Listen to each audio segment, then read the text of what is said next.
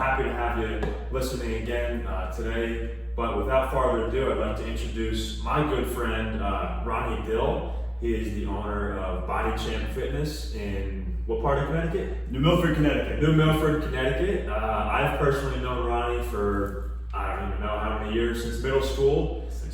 Sixth grade, and he's got a hell of a story. And I know that this show is really going to impact a lot of people, help a lot of people, inspire you, and entertain you more so. So Ronnie, welcome to the show, man. Awesome, man. Thanks. It's a pleasure to be here. Yeah, thanks for coming on, man. Of course, this is a beautiful gym setup. So for those of you who are watching, we're in Ronnie's gym right now. This is a home gym. It's beautiful. Got a lot of stuff here. I like it. I like this more. I love this. But you said, you said when you were doing Golden Gloves, were you a boxer? I know you were a Muay Thai instructor. I was on my way to the Golden Gloves. Yeah, okay. I was, and things in life got in the way. I cut down from 260 all the way down to 215. Damn. Me and AJ Galante posted it on their page and everything when I was competing, and things got in the way. I wasn't able to do so. That's an even crazier story because what had happened was when I was joining the Golden Gloves, I was a trainer at the Edge, where my boss at the Edge was very like,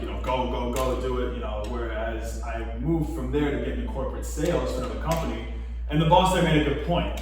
I showed up for work with a black eye from sparring, and he goes, Ronnie, come here, the owner of the company, sits me in the back room. His name's Joe. He mentored me so much. He taught me everything I know about sales from A to Z. I mean, I couldn't close a door when I first met him, and he got me closing deals like amazing. So he goes, Ronnie, let me ask you something. Do you want to be a boxer or do you want to be a salesman? I said, what? He goes, you walking in here with that black eye, what do you think people think when they see you? When you're trying to sell them, they don't think you're a boxer. You might have to tell them that, but they think you got into a bar fight. Right. So do you want to be a boxer or do you want to be a salesman? And times were tough back then. I mean, I couldn't, rent wasn't something to be like, oh, well, we'll see if I make it in boxing. So I was like, no, I'll call it off and I'll go into sales. And even AJ, he took me in the back room, AJ Galante, amazing person. When I asked him, like, no, should I stop the gloves? Should I do the gloves? My boss said this, should I take boxing over this? And he drew a line like this. He goes, if you go into this job, is your money gonna go up or down? I go, it's gonna go up. Because then that's the move you make. Okay, interesting. That is, but you can still, did you still after that do dabble in some just training and just to this day. To this day, absolutely. I mean, I'm a certified, you can't see it up there, I'm a certified Muay Thai coach. Yeah. Certified D2 in Muay Thai as well. That's Division 2 in EMA. I mean, my nose is gone off my face. Boxing was the biggest part of my life, and I definitely want to get into that, what my life was before boxing, and what things were. Yeah, for sure. Actually, so let's do that then. And why don't you just go back as far as you would like and just tell us the person you met. Yeah. Let's start there. As a young kid, I had a very hard time focusing. And my parents couldn't figure it out, and they were dealing with a lot, and they're hardworking people, best parents in the world, mom and dad, by the way, the greatest parents I could ever ask for. I had a very hard time concentrating and a very hard time sleeping, and so they ran a bunch of tests, a bunch of psychological tests, and it turns out I had off the charts, the doctor said ADHD, off the charts. Yeah. Whereas I couldn't sit still, I couldn't focus on anything. And when I did something, I was very laser focused when I wanted to, but when morale was low, I didn't want to. Schoolwork, as any kid, no good. So what they ended up doing is the doctor prescribed me medication. And with that medication, they suggested I go in a small group so there's less distractions around me. So the small group classes that the school put me in took me away from a lot of the other kids, which the doctor said so. And I'm not putting this on the doctor or my parents, I'm putting it on me. I was distracted easily, so that's where I got put. But being taken away from the general society, general kids, of course that came with some bullying, other kids, wow, you're too stupid to be inside, I remember one kid come to me, he's like, what's wrong with you, why are you in retard classes? That's fucked up. And to me, I was like, well, he's not wrong, why am I, in my head, I know it's a wrong thing to say, but in my head, I'm like, well, he is right. And I was very skinny because the side effect of the medication was you don't eat. So growing up, I was very, very thin, and I was very self-conscious about that. I remember in middle school, I always wore baggy clothes, let my hair go long, and I remember when I would go off the school doors to get off the bus, to get onto the bus. I remember there were girls in the back of the bus. Everybody wants to be attracted to girls, right? I remember the girls used to point and laugh at me. Oh, There was a bunch of section of kids that used to point and laugh. I'm not trying to make a sob story. Yeah. There's people way worse off than me in Ukraine right now, right? But I'm just saying what my morale was. This story's morale, Right. for sure. you know, and that changed everything about me. I remember I was riding home on the bus, and I saw a commercial for the perfect push-up, and this had to be 7th grade, 8th grade. I remember I was riding home on the bus, and I was just thinking, like, you know, I just want to look different. Just want to be different. I wish I was one of the popular kids. I wish I was one of those kids that all the girls want to be with. I wish I was one of those kids that got invited to parties. I wish I was one of those kids, you know? And that damaged me a lot, thinking that that's what life is about, because that's what I wanted so bad, Yeah. you know? And I had a long way to grow from there. But I got introduced to Dave Ferreira, who my parents said, you know, because I came home one day with a broken nose. I got into a fight after school. I came home with a broken nose and a cut up head, and my father goes, "What happened?"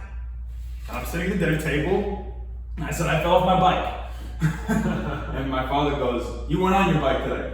What happened?" He goes, "You want to fight? You can fight, but not in the streets." Okay, so next thing I know, they bring me to this boxing club called EMA. Yeah. And from there, I fell in love. I loved it. First, I learned how bad I was at fighting. I wasn't any scrapper, trust me. I first of all learned about that. I also learned about discipline there, right? And as I did that, I also got into weightlifting because it fascinated me. I remember I walked into the weight room freshman year of high school, and there was this kid. I forget his name. His name was James, but I can't remember his last name. But long story short, he was in the tricep extension, doing tricep extensions, and his tricep head was popping out like it was gonna pop out at me. And I remember looking at that, and I was like, I want that. Yeah. That's something I really want. I may not be able to boost my popularity. I may not be able to get girls to want me, but if I could look like that, Yeah. wow, you know what I mean? So I spent every single day, not knowing what I was doing, about 2 hours a day I'd spend inside the weight room, and then after that I would go to EMA and I would train the rest of the night. That's dope. And that's how I spent my life. And I will never, this is unbelievable for a lot of people. I left sophomore year at 160 pounds. I came in halfway through junior year, I was 240 pounds. Holy shit, what are you? I was eating a gallon of cottage cheese after my workouts, God bless. and 8 chicken cutlets every day. Sounds good though. Every day. There was a microwave Purdue Yeah. pre-wedded packs. I would put them in the microwave and just scarf one down, wait a little bit, scarf the other one down, and just watch bodybuilding videos and boxing videos, and just, you know, look, all right, how do I keep the gut off? We have to do cardio. And I was benching 300 pounds by my junior year of high school. Damn. That was my big moment to me. Yeah. You know, and that bring up, finally, people liked me. When I got the muscles, when I became the boxer, Yeah. right? People liked me. People started to interact with me. Females started talking to me. You know, I started getting more interest from them, and I realized, like, wow, this bodybuilding can change your entire life. Yeah. You know, that skinny whipping kid wishing that he could get invited to a party. You know, I mean, to me, I remember hearing my friends telling me they're going to house parties, but they wouldn't even bother inviting me. I would just go in my bed. I remember I was just like, you know, what's wrong with me? They didn't want to be seen with the kid in special ed classes. Yeah. But that all changed now because I'm jacked. You know what I mean? Yeah. Like that's a different part of my life. And I think so many people can change their entire mood just by getting in shape. So I'm not saying it's the prescription to every mental illness. I mean, yeah, we all deal with our own demons, but Yeah. it helps so much working on something. You're doing something productive. Okay, you're in a bad mood. Work on something. Yep. You know, that's the way I see bodybuilding. My baby kept me up till 2 o'clock in the morning, and I woke up at 5 o'clock in the morning, and I don't want to burn 1,000 calories in a step. I don't want to work out 2 hours today. Okay, you don't. Sit on the couch, drink a Coca-Cola, and eat a bunch of carbs and bread. How are you gonna feel? Better? Nah, I probably feel feel a lot worse. Well, whether you got a shitty night's sleep or not, right? Sorry for my language. If you're not working towards something, you're gonna go even further backwards. And you let that shitty sleep win. Yeah. You can't leave a loser. You have to leave a winner. Every time I stepped into the gym, even at my weakest, I made sure I left the gym a winner. And being a winner to me was everything hurts, something's growing, something's happening. Yeah. You know? I like that. Because it gave you that sense of accomplishment. Yeah, absolutely. We talk about that a lot on the show, about how building that confidence in yourself comes from accomplishing things. Yeah. And I think, clearly what you've put out is bodybuilding and fitness has done that for you. And I think it's done that for both me and Joe as well. Oh, yeah. In the same regard. Oh, So that's- absolutely. I mean, it's not for everybody. And I'm not saying everybody needs to be a bodybuilder. Yeah. But if you want to be a scientist, same ideology. You study 2 hours a day, you'll be great. Yeah. My sister's a biologist. She's actually a doctor now. She got a Okay, doctorate. very nice. Yeah, so, that's what she put the time and effort.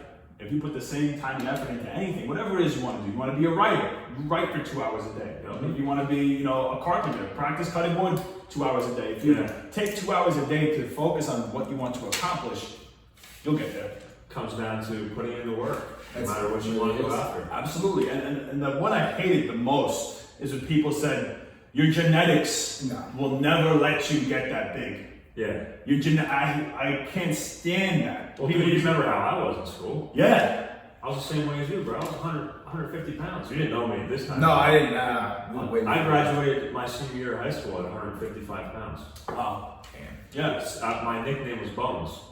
And that probably hurt. And it hurt. Yeah. And I think that's honestly a big reason why I got more into fitness as well and lifting all the time. Well, I think there's two things here, though, that I'm hearing from the Bones and I'm hearing from your story, right? So you know how you said that it's not nice how they say, why are you in retard classes, right? But you also, something triggered in you, like, okay, well, I don't want to be here. And then I want to be the kid who gets invited to parties. You took everything, like you, when people were calling you Bones, you took that as an opportunity. Okay, I'm going to make myself better. And I'm going to get to where I want to be instead of letting those things overcome you and further drive you down. Oh yeah, and if you see the kids in high school that were all popular and they were all the shit, right?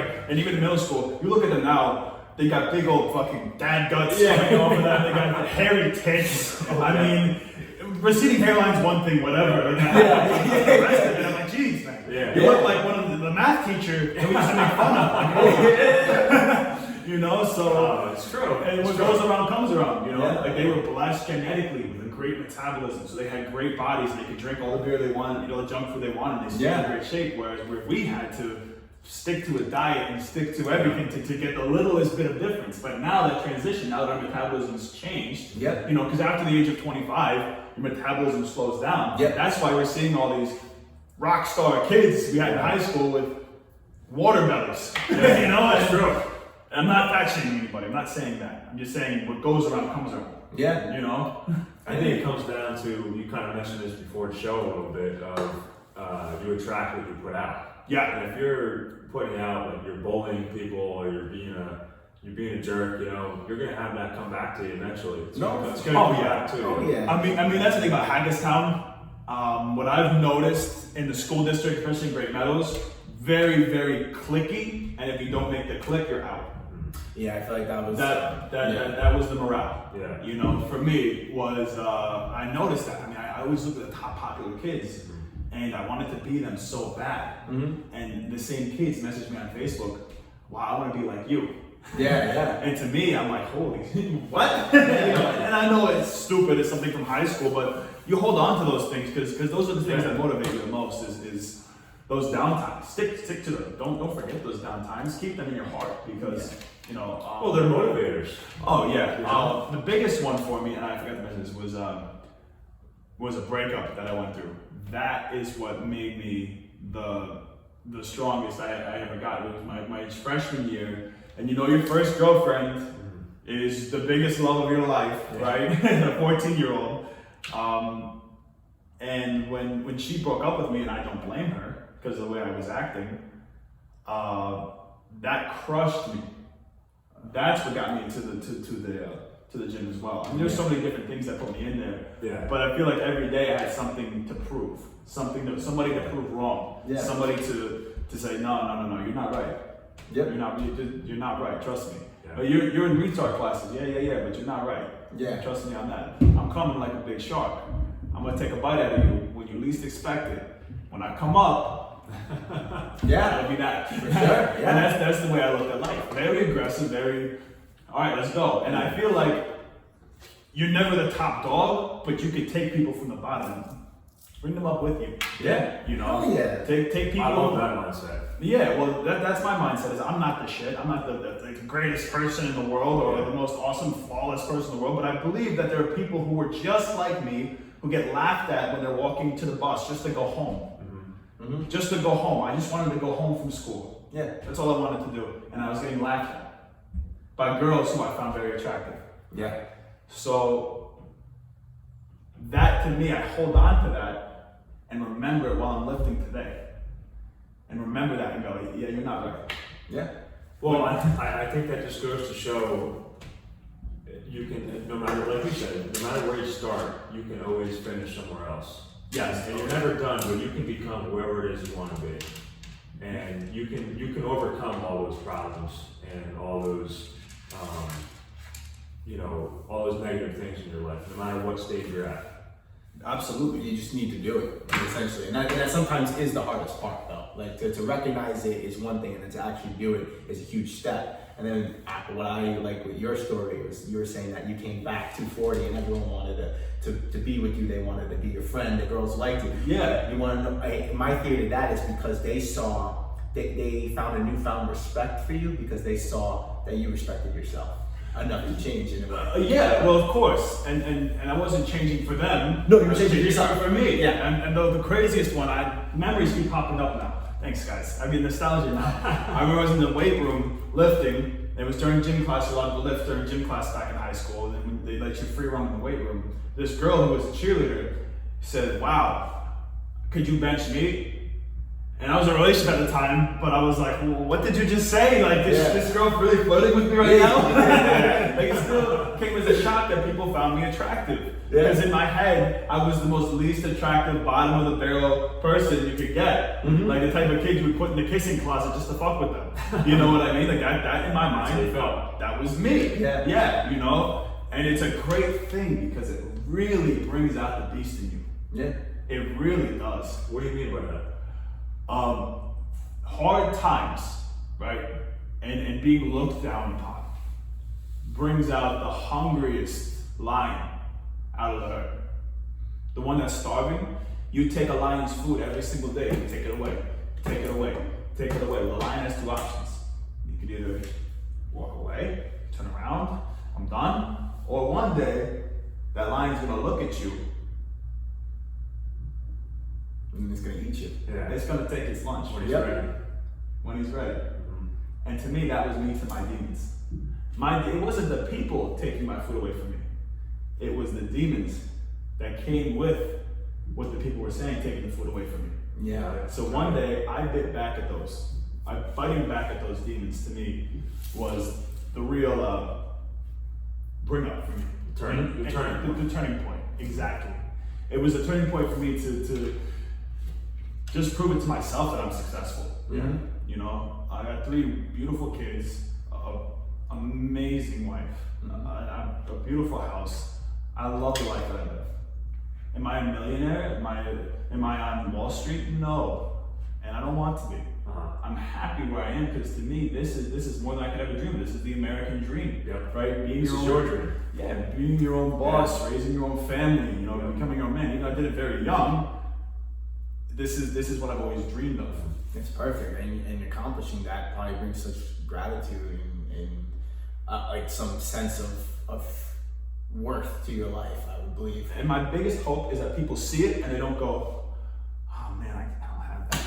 Yeah. I hope they look at it and go, I want that. Let me go. Yeah, I don't have that yet. Let me go get it. I really hope that people look at it and that's what they say. Yeah. I think they do. I hope so. Yeah. I'm sure they do. I know I do. That's awesome. No, seriously, I look at your story, see what you've overcome, and obviously I've known you a long time. Yeah. I've seen this business you've built, which I want to get into more a little bit. Yeah, of course. And I'm like, man, that's inspiring. I can do it. I can do some stuff, you know? Yeah. So I appreciate it as well. Of course you can, yeah. But why don't we get into what's BodyChamp Fitness? Where did this come from? Great. So when I went to college back in 2015, after high school, I wanted to become a cop. Okay. And the reason for it is because I wanted to help people. And I was going into it, I texted one of my closest friends who was retiring that year, and a very close friend. He was on the police force for 30 years. And he goes, Ronnie, if this was 1989, I would tell you go for it. Go do it. This day and age, there's a reason why I'm retiring. He goes, this is not the same job. He goes, there's so much paperwork, so much politics. He goes, as a police officer, and I'm not getting into politics, I promise, but he told me, this was his experience, as a police officer, nobody's on your side.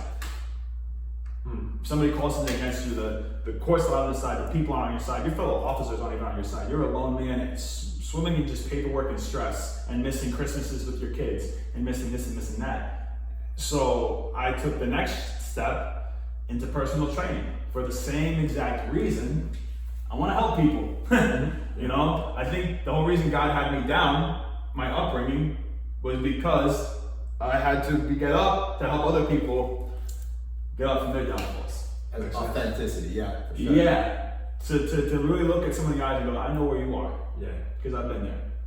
Instead of just someone who's just been up on top their whole entire life. You know? You wouldn't have that perspective if you didn't go through a lot of stuff. Yeah, of course. And these are childhood memories that happened 15 years ago, 14 years ago, and they're still embedded in my brain. Yeah. But I can help other people.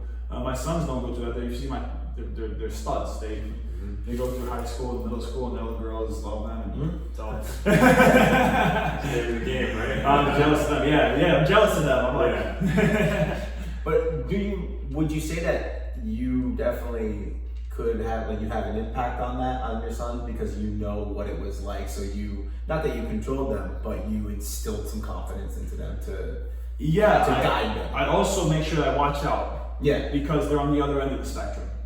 They could easily, and they're not, but they could easily be the kids bullying. So I always make sure that they know, hey, listen, if someone's not, and they're both so great at it. I mean, my son Ryan, they're my stepsons, but I love them like they're my own. Yeah. And he always is there to help the people who are down now. That's important. He's always there. You know, even though he's a stud, he's a handsome kid, he's a skateboarder. Yeah. He's always there to help other people. And to me, that means the world to me, because he understands other people. Yeah. You know, but he's also such a sweet, loving person too. You know, I mean, when I went through the injury, I would cuss it up and down. My son was the one that was like comforting me. Yeah. You know, he just wanted to show me a video that he wanted to, you know. So that to me, that was my comfort. Nice. You know. Yeah, it's like payback, like repaying. Yeah, you repaying. Yeah. So you said you worked at gyms before? Yep.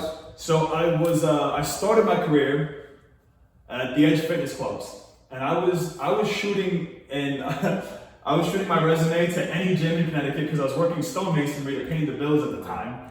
And if you don't know about stonemasonry, I was a laborer, and it was me, the only white boy, and 3 Peruvian guys. The Peruvian guys were about 180 pounds at the heaviest. The little guys worked circles around them.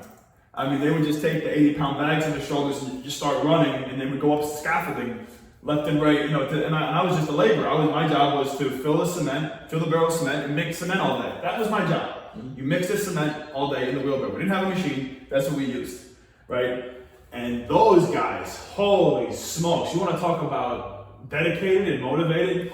I mean, I did it for a year or two, and I was shocked. These guys have been doing it for 15 years. Every day they wake up at 4 o'clock in the morning, and they're ready to go, like, pick the truck, and they just rock out. That's wild. And the other guy, my other coworker, worked 2 jobs. He worked from 5 o'clock in the morning to 3 o'clock at that job, and then from 5 o'clock at night to 10 o'clock, he'd work his second stonemasonry job.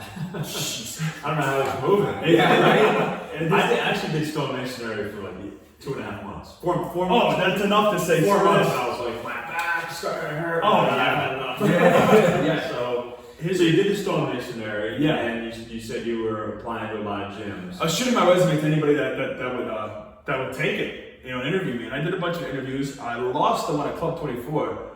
My interview trashed it, did horrible. Mm-hmm. And then when I went to the Edge, they gave me a call. I met one of my best friends named Anthony Tata. Mm-hmm. And Anthony, monster, strongman competitor, held a record in the state of Connecticut for strongman. I think it was 450-pound log press over his head. Yeah. He's a 6'5", like 400-pound monster. Mm-hmm. So I remember when I walked into the interview, I was wearing a 3-piece suit that my brother-in-law George just bought me. He drove all the way out from Boston to pick me up because my Mercedes broke down. So he picked me up and brought me to the tailor. Yep. Got me suited up, and I went to my interview, and there's still cement stuck in my hair. Oh, And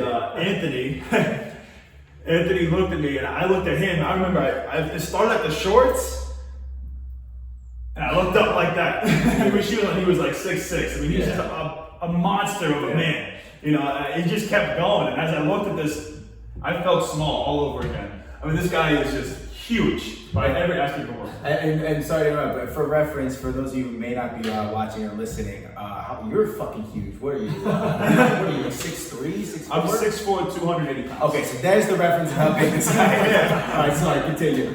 Yeah, but so he sat down with me in the interview. He goes, and he has a very professional voice because he's a big guy. His sales voice. He goes, "Are you certified?" "No, sir, I'm not. Yeah, yet." "All right. You have any experience in personal training?" "I used to work out every day in high school." "All right. Big corporate gym." He goes, "What are you doing right now?" "I'm a stonemason, sir. That's what I do." He goes, "Listen, kid, you're a stud, and I want to hire you." I'm like, "What?" He's like, "Wow, that worked." Yeah. I was like, I just got honest, and corporate ripped him a new one for it. Corporate got on the phone, "Why are we hiring this kid? He doesn't even have a certification." And he goes, no, he's gonna get certified. They sent me to the academy to get certified because this kid's gonna make it. And I followed that man to leave the Edge to go to Club 24. Okay. To become the fitness director. Because I was a personal trainer at the Edge, and fitness director was the position they were giving me at Club 24, where I met Joe Longley. And shout out Joe at Club 24. He changed my life. He's blue-eyed, black slick back hair, thin-faced, big-jawed salesman. The best you'll ever see. Mm-hmm. And he knows nothing but sales. That's all this man does. Mm-hmm. And he treated it like Wall Street with me. Like he was so on point with my sales. He asked me, I remember, he said, "Ronnie, how much do you have in your bank account right now?" Kind of a personal question, but I said, $3. I paid rent. I had $3 left after paying rent. Yeah. He goes, "Great, you got $3 million today. Congratulations. Walk around this gym like you have $3 million and get me a sale." And I was like, "Well, geez." It's a mindset. I showed up the next day and they gave me a polo tee. Yeah. I showed up in dress pants, dress shoes. I slicked back my hair. I put a watch on from Walmart, and I walked around like I was a millionaire. And sure enough, during my sales, and he taught me the sales pitch from soup to nuts, everything. The sales pitch, it worked every single time. And that little stupid thing, you're a millionaire. Of thinking yourself, acting as if I own the world, yeah, and that worked. He taught me that confidence to learn how to sell. I mean, listen, people have their opinions on everybody, but to me, Joe is he's my mentor. Without him, I wouldn't have BodyChamp if I never learned from him. I learned a lot at the Edge. Right. Don't get me wrong. Anthony taught me everything about the Edge. How to sell supplements and how to sell training. But Joe really took it and made it into more. Yeah. And the guy who would show up to work in a white Jaguar F-Type and a 3-piece suit would show up into the gym like that. He goes, "You see that car out there?" I go, "Yeah." He goes, "It's the stupidest investment I ever made. But you know what? It makes me look good to my employees." I'm like, "Yeah, you know what? You're right." Yeah. And it's like like good because I like how he shows up in that car. A lot of people sometimes they don't want to show up in a nice fancy car because they feel like the employees will get no. You want people who want that because then they're going to work toward that. The difference is his mentality was you want to be like me. Yeah. You know, he said I'm not going to show up as the boss of the company in a Honda Civic missing a hubcap. Yeah. We gotta get the Civics, bro. I'm not saying that. We both but I did too. They worked on the Fast and the Furious. Hector used them, and they were great. Hector. They had the cars, they're fantastic. But you know what I'm saying. And he did have an extra car that was. I think it was. No, he had a Jeep. He had a Jeep. Grand Cherokee or the Grand Cherokee. Yeah, Jeep Cherokee. But that was the car he showed up for interviews. Whenever he interviewed somebody, he would show up in a 3-piece suit and slick back hair. And some people around the club would call him cocky. Oh, that guy thinks in his own mind he's a legend. But to me, I said, no, he's proving a point. That he's showing that you can be successful too if you listen to him. Would you listen to him if he wore a sweater vest and tucked his head down? No. He would keep his chest up and every word he would be like. It's all about that body language. Body language and everything. Yeah. Especially, For sure. Yeah. No, I just to give a quick example to build off of that, because I work currently as a server, right? And when they ask me what my favorite dish is or what the best thing, even if I don't know that dish completely, if my body language, I'll always say, oh, this one for sure is better than this one. They go with it. Yep. Because it's your language, it's what you're presenting. Same thing, the $1 million, spending $1 million. If you thought you only had, when you said $3, people would, not that they would know you had $3, they'd be like, maybe I shouldn't do it. But when $3 million, that means you have success. These people, they felt it off you, the vibe. Absolutely. It's true. Positivity generates positivity. Yeah. It really does. And you know what? The brain doesn't know. The brain doesn't know if something's actually in your physical reality. Exactly. That's very true. When you are thinking about, I have $3 million, and you say this over and over, your brain doesn't know the difference between you actually having that and not just being a fantasy in your head. Yeah. So now what you're doing is you're attracting all those emotions in that $3 million. Of course. Yeah. And my sales blew out the water. I mean, I was like signing people up left and right for personal training. And back then, we only had 6-month contract and 12-month contracts. So it was hard to sign people up. Yeah. You know, they want to change their bodies. I guess that's a commitment. Yeah. But you would get people, you know, it would work. Anyway, what he taught me would work. And it was for a good thing. You know, it was to help people to change their lives. Yep. And I think it goes down to the same thing of like, when you give somebody a fitness program, you have to follow that program for it to work. Yeah. Whereas, you know, this was your mentor, you followed what he told you to do to the T, I'm sure, and it worked because you followed the program. Well, yeah. I mean, to this day, I use it for everything, for my social media, for signing up new clients at BodyChamps, for anything. I use what he taught me all the time. Yeah. You know, and the other people who would talk smack at him, they didn't make it. Yeah. You know, unfortunately, they couldn't close the door. I mean, Anthony Tata taught me at the edge, you know, the first few steps. And then Joe took it the rest of the way. I mean, Anthony taught me, you know, the confidence, how to keep your chest up and everything. But I think Joe really morphed it into, the more corporate aspect. Yeah, the corporate aspect. So where did BodyChamp come from? How did you come up with that name? My father worked for a plumbing company for a long time called Service Professionals. Okay. And he wanted to spend more time with his kids, so he started his own business called BodyChamp. And I called my father and I'm like, you know, I'm trying to find a name for my business that doesn't sound stupid or corny, gets to the point. You know, I don't want to be like animal style. And my father's like, I'm Repair Champ, be Body Champ. Boom. You're like, there it is. Like, it's so simple, it's so easy, it's not corny, and people know what it means. Yeah. You know, Body Champ. Well, he's the champion of making bodies. It's easy as that. What do you think? I'm an auto woodworker. Either way, they know like, hey, this guy is about bodies. Yeah, exactly. Cool. I like that. There's some meaning behind it too. Yeah, Pop's business and my business. Yep. So what was going through your mind when you decided, okay, I'm going to move from corporate where I'm doing so well right here to I want to build my own company? Now, at first I would believe that probably was one of the most exhilarating feelings, like, fuck yeah, I'm about money. Was there ever a time in that transition period where you had any doubts? And if so, how'd you overcome that? So here's the thing. I always tell people, even when I was hiring them on my way out, in my 2 weeks, I was still interviewing people. You can't jump in the ocean until you learn how to swim in the pool. Okay. And I felt like with 4 years experience, I was swimming in the pool enough. I can't go any higher than where I'm at, right? Unless somebody dies in the company, I move up. That's the only way it's going to happen, because they're not going to leave their positions. Yeah. So in my mind, I thought, you know what? I can't move up anymore from here.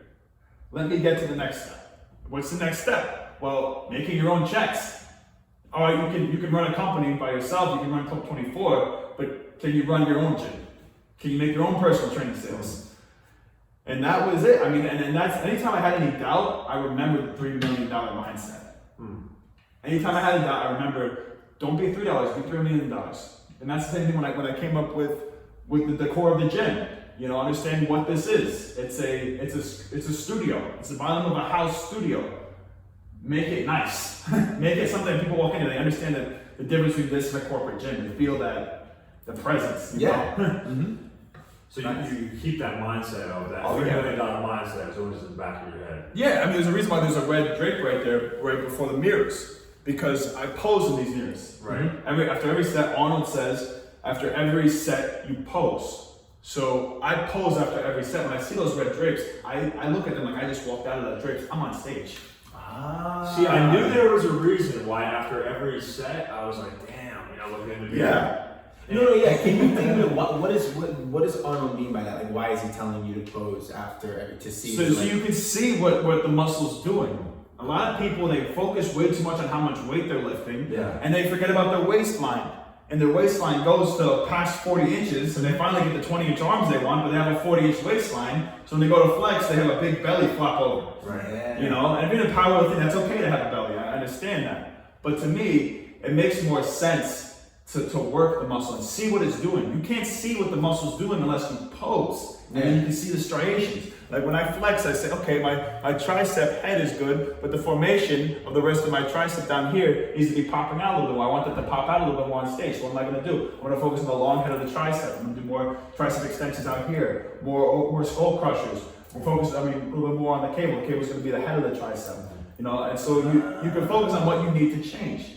That's why I was seeing in the gyms. I would see many people, mostly who were bodybuilders. They would always look at themselves in the mirror and pose. And I didn't know if it was because they just wanted to, or showing off, or could be something like that. It's not.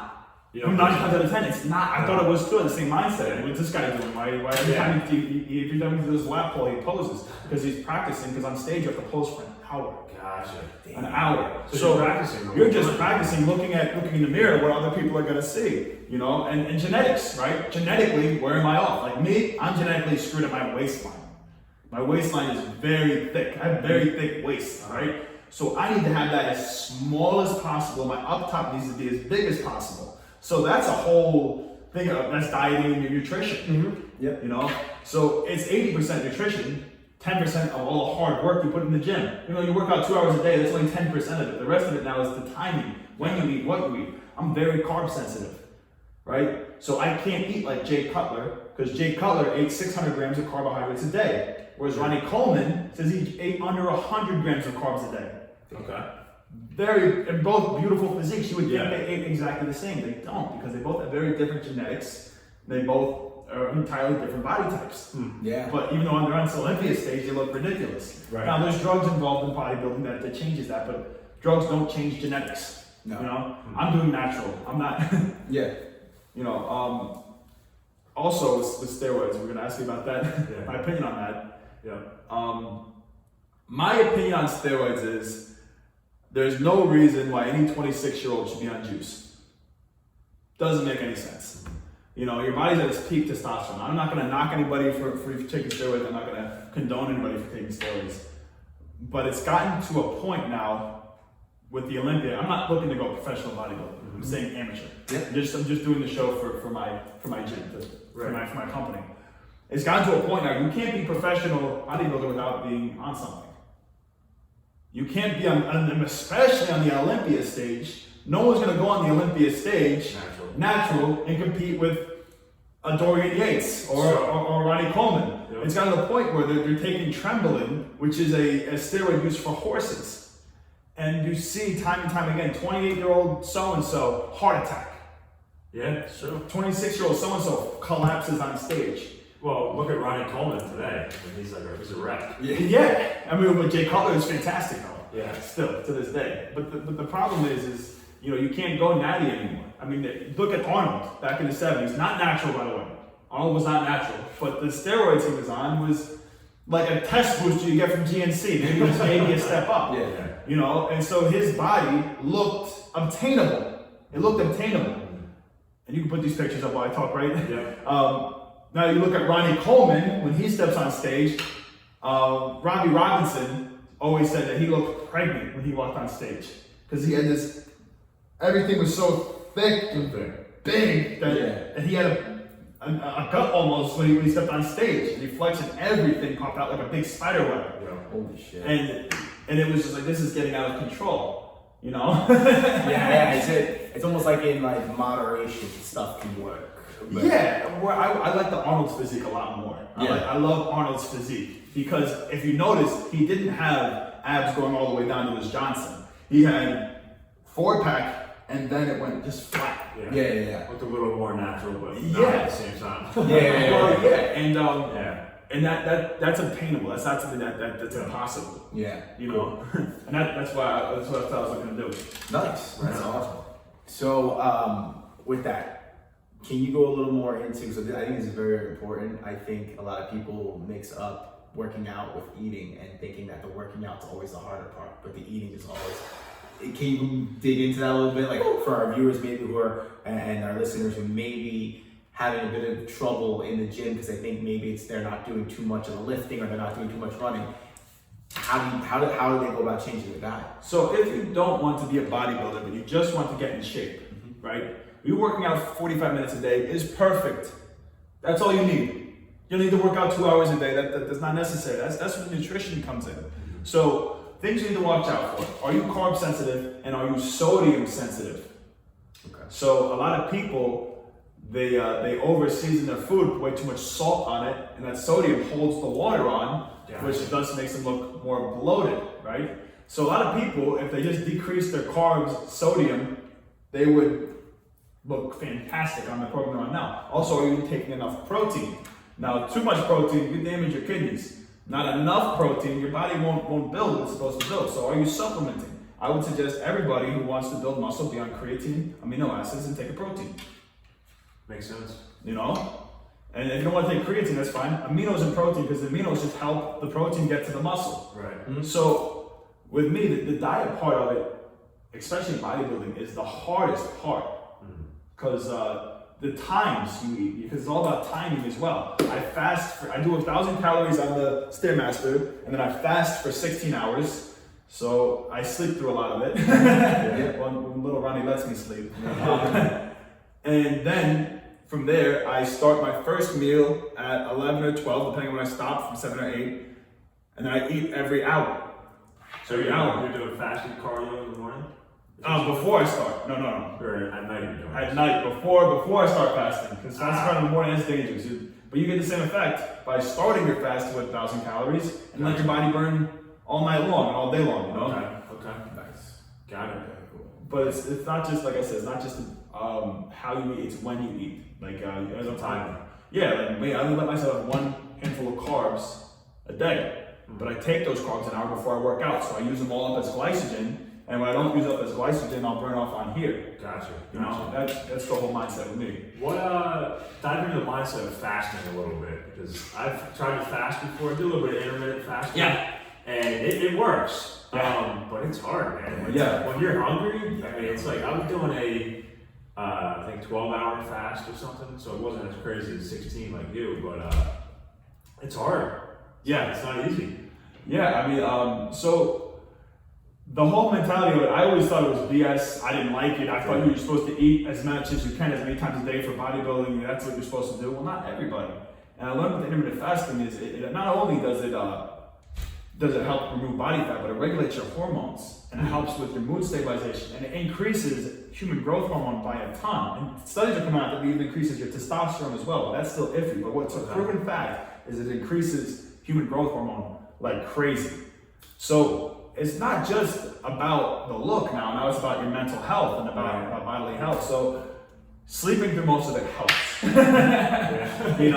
Like I could go to bed and when I wake up, my stomach is numb, and I just have my black coffee. Yep. I sip on my black coffee till 11, and then I wake up around 6, sometimes 4, anywhere between 4 and 6 in the morning is when I wake up. Yeah. So I have all that time, but I just sip on black coffee and Got it. Yeah. you keep my mind off of it, you know, because it takes about a week to adjust to it. Got But it. after the first week, your body's adjusted and you'll be. And it's not as hard. No, you know, it's like with anything. When you first start, that's the hardest part is when you first start. It's not gonna be like that forever. Do you think that was like that when you first started BodyChamp? Was it really hard at first, or did you kind of have a good client base already? Well, I was going door to different places to teach boxing. Okay. I was going to different houses in Reading, Connecticut, and different places in Milford to teach people boxing. And I took those clientele, and that's how I started BodyChamp. It was with them. I was just strictly teaching boxing. Okay. And then I started stacking more money up, and I started buying more equipment, and that's when I was like, I can convert this into personal training. Got it. My thing is, you don't crack where you eat. I always needed a place for insurance policy, so I never took any clients from my previous job. The biggest mistake trainers make is when they leave one personal training company, they take all their clients with them. That's not smart at all, because A, you just cut ties with that company completely. B, anybody else who ever asks for a recommendation for, you're not going to get it, and they're going to look into your past, and that's going to be, You never want to burn bridges, Yeah. right? and you don't want to have a history of doing something like that. So for me, all the clients, I just said, because my son's being born, I'm not going to be able to work anymore. I'm just going to, Right. you can have, I gave them different trainers, because I didn't want to take anybody from that company. To this day, I have a spot open in that company. Nice. The boss called me, I think it was a week ago, Joe gave me a call. Yeah. He's like, hey Ronnie, we'd love to have you back. I would love to go back. I love that place, Yeah. but it's nice to know that I have a spot open because I didn't do it the wrong way. So if anybody who's transitioning jobs, don't take clients. It's a scumbag thing to do. You heard it here first. Yeah. That's great. Ron, we got like 10, 15 minutes left of the show. And I wanted to kind of touch on maybe somebody is in the position you were when you were a lot younger. What would you tell them how to get out of that position? If you could be in that position again, what would be your advice to somebody struggling right now as a younger kid? I would tell him, stop looking down. You get looked down on enough. Start looking up. That would be my best advice. I can't tell him go become a bodybuilder. Right. I can't tell him to go become a personal trainer. I can't tell him to go be a doctor. But what I can tell him is stop looking down, start looking up. I love that. There's gonna be something there at the top. I'm talking to myself here. I talked to young Ronnie, I wish I could tell him, stop looking down. Just stop. My father used to tell me all the time. My father is such a motivational, happy person. And I think a lot with ADHD comes depression and things like that. And I was always down, Stop looking down, start looking up. There's something up top there. Don't spend your time looking at yourself at the bottom, because people's opinion of you roll over and roll over and roll over. Nobody cares anymore. Nobody cares who you were in high school. Nobody cares what you did in your 20s. Nobody cares what you did in your 30s. Eventually, everything rolls over. Opinions roll over. The only opinion that matters, what's your opinion of yourself? I love that. That's, I love that. that was very good. Yeah. I'm getting inspired over here. That's awesome. Yeah, it's almost like the stop looking down. Sometimes I'll see that. Sometimes I'll just, not even just because of any depression or anything, but sometimes I'm walking and I'm looking down. I'll just tell myself, just fucking look straight up. Look up. You gotta see where you're going. You don't want to walk into anything. Look up. Well, it's good. 17-year-olds storming the beaches of Normandy. Yeah. If they could say, I'm out here in France, I don't know what I'm doing, why am I getting set up here, I'm probably gonna die, they look down, or they can look forward, put their helmet and go. I gotta go here. Okay, this is my first stop. Okay, boom, go behind this bunker. If 17-year-olds can do that, or their friend's head's gonna blow off next to them, then I can do this. That's what I say, stop. That's such a great mindset, because I texted you that the other day, that I was feeling a little down, I didn't feel like working out, I was out of my routine. Ronnie texted me back, and that's what you said, was, you had 17-year-olds storming certain death. You can't go get a workout in. Oh, that's It's true. And I'm like, you know what? You're right. You're right. So I went and got a Stairmaster for 30 minutes. That's perfect. You know, I did build off that. The other day, because I remember you told me this, right? And then the day later, I went to jiu-jitsu, and I usually go to the gym before jits. I went to jits, and then afterward, I was like, you know what? Today I'm just not going to work out. And then that story popped in, and I just drove right to the gym. I was like, no, gotta get it done. It's all a mindset, man. It really is. And, you know, I always used to say to myself, I still do, you know, like you said, chest up, head up. No matter what, chest up, head up. Absolutely. And that makes a huge difference. Yeah, it does. Absolutely. Absolutely. So, you know, is there any final thoughts you got for the show?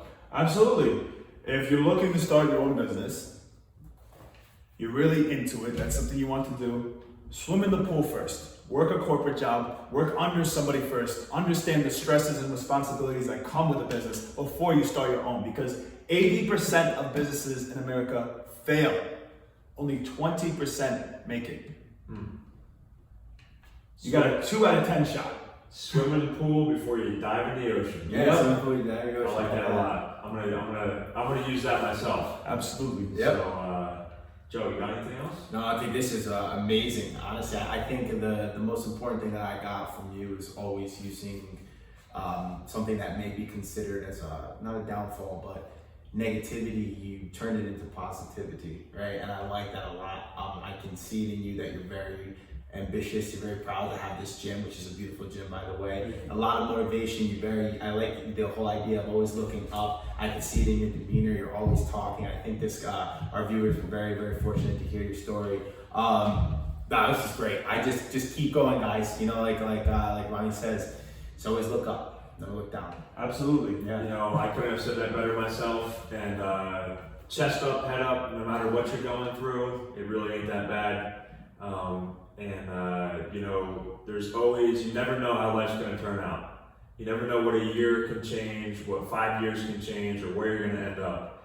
And I hope that this show inspired you guys, and Ronnie's story certainly inspired me, learning a little bit more. Yeah. And I think I'll leave it as jump in the pool before you dive in the ocean.